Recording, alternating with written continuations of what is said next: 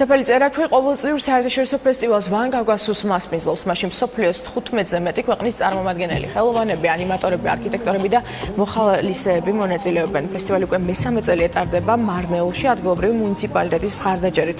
ფესტივალის ფარგლებში მარნეულში ასევე ჩამოყალიბდა პირველი სამოქალაქო ბიუჯეტი, რომელიც მხარს უჭერს სამოქალაქო ინიციატივებს და პროექტებს ადგილობრივ დონეზე.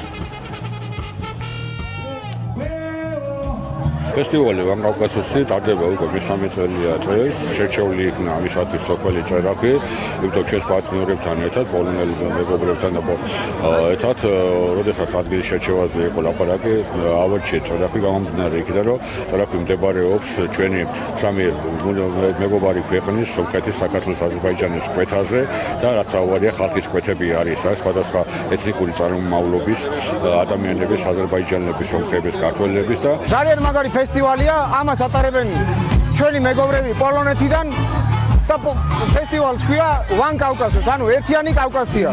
ეს იდეა ზოგადად ძალიან მაგარია.